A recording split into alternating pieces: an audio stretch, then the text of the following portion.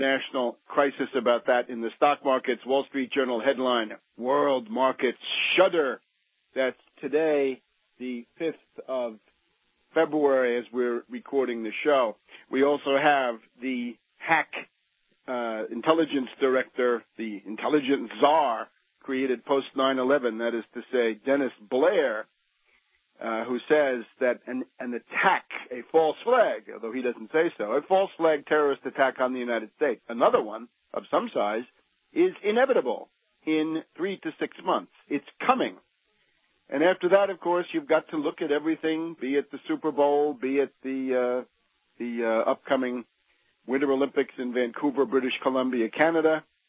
That would be close enough, and some other events, and figure what's going on there. And we'll have some stuff later on about the new strategic deception doctrine that has been launched from the Pentagon by Yoda Andrew Marshall, who's trying to do American Maskirovka, the strategic deception policy, and that can include just about anything, as they say pretty bluntly in a report that has just been issued by the Defense Science Board, but really by the Yoda network. So we've got all of this going on, and the world situation deteriorating rapidly. 2010 will be a year of convulsions, conflicts, and the second wave of the Depression now hitting. And, of course, the second wave of the Depression will sweep aside those who say that bailouts work. They'll be discredited. But it will also, and perhaps even more savagely, sweep aside those who say it's time to balance the budget, impose free markets, strip people of their rights under Social Security, Medicare, Medicaid, and so forth. In other words, our dear friends from Austria by way of Chicago, we need the American system of political economy. That's the doctrine professed by the founders, the George Washington administration, dominated by the personality of Alexander Hamilton. If those aren't the founders, I don't know who is. Not somebody like George Mason or somebody like this.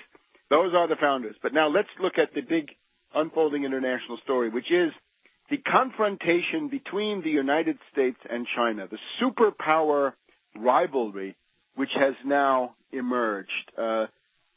We have to basically go back in time, think about the Spanish world supremacy. The Spanish world supremacy was reached sometime under King Philip II of Spain, maybe between the 1560s and about 1590 or 1600. They had something like world supremacy given their world empire. This was then beaten down by the defeat of the Spanish Armada, the revolt of the United Netherlands, and then ultimately by the successes of Henry IV of France in reuniting France and creating France as a counterpoise to the Spanish power. So that by about 1600, you could say that the Spanish supremacy in that absolute sense was clearly on its way out, although it took many more decades, and indeed the 30 Years' War, to seal the end of the Spanish supremacy, which then became hollowed out and collapsed.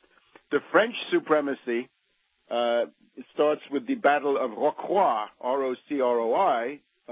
This is the end of the Spanish-French prolongation of the 30 Years' War after 1648, so that we can say the French supremacy lasts from about 1660 to about 1700, 1705, when it's busted up by William of Orange and the Anglo-Dutch, and that's your War of the Spanish Succession at that time, much criticized by Jonathan Swift and other people who were reasonable at the time. So you can see that these world supremacies, if we look at the Spanish example and the French example, they last for several decades. And I think what we're seeing now is the end of the sort of unipolar U.S. supremacy, which is not healthy, which has not been good for us here in the United States, very bad for us, very dangerous for the world, and, of course, marred by terrible crimes. It had a benign form, if you would, under Clinton, relatively benign, and then an extremely malignant form under Bush the Younger.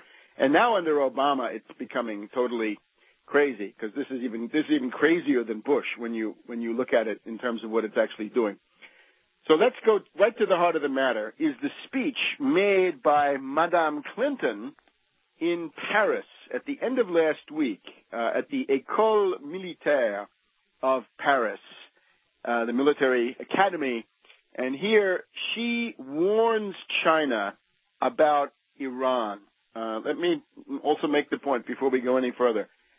For about 2 years, I have argued that an attack on Iran, be it by Israel, the United States, or some combination of this, was extremely unlikely because it basically would have meant giving up the entire strategy that the Brzezinski-Nye, Samuel Huntington faction had advanced as a replacement for the bankrupt approach of the neocons, the Cheney, Bush, Wolfowitz, Pearl, and company, which was not working, which had failed. So the idea was try something now different, but different meant you couldn't attack Iran in that way. The idea now of attacking Iran, I think, has at least come back on the table, and within the framework of what I said about the false flag warnings, it becomes more plausible.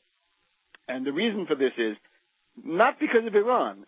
With Cheney and these people, it was the genuine desire to destroy Iran as an end in itself. In this case, it is not so much that as the desire to use Iran as a club, as a gambit against China. China is now the target of everything. There's a hysteria in the U.S. British ruling elite, which penetrates everywhere, which is I guess we can call it the Götterdämmerung complex, right? The twilight of the Anglo-American gods. They think that their era on the world stage is ending, and in a way it is, although not in a way that any of us need to be concerned about. What they're concerned about is the ability to continue to conduct themselves with this overweening arrogance. Back in the 1960s, we had the arrogance of power with LBJ. Now we have the arrogance of impotence, because it's all done on the basis of an economy which has collapsed compared to what LBJ had. So the idea of an attack on Iran now becomes plausible in the following context. Mrs. Clinton at the École Militaire had just met with the Chinese foreign minister, that's Mr. Yang, Foreign Minister Yang of China, and she said to him, Yang, you have got to vote for sanctions against Iran in the UN Security Council. And the answer was, no, Boucher, not doing it, yet. But now we have to learn the Chinese for this. He's not going to do it. So she then paraded herself to the École Militaire. Now, it's reported by our Parisian fashion correspondents that Mrs. Clinton was wearing a new Parisian perfume, probably from the house of Sarkozy and Kouchner, which is called Chantage. Chantage meaning blackmail, because that was the essence of her little talk. The blackmail to China was this. It says, we demand, the U.S., the Anglo-Americans, the international community, as they like to put it, we demand that you vote for crippling sanctions against Iran. The Chinese, of course, have this veto in the Security Council. This is a big problem for the Anglo-Ams. So we demand that you vote against your best friend, or a good friend, or a possible good friend, Iran. What does this mean for China? Well, if China alienates Iran, they lose 10, 12% of their oil right away, because that's the oil that would normally go from Iran to China. There's also a matter of about $80 billion of development projects, which the Chinese have contracted to do in Iran. That will be lost. There's also several hundred billion of future oil purchases, and then there's the only hope of having a guaranteed overland pipeline from Iran to Pakistan to China to get the oil without going on the water where the British and the U.S. are going to rule the roost. Back in a minute.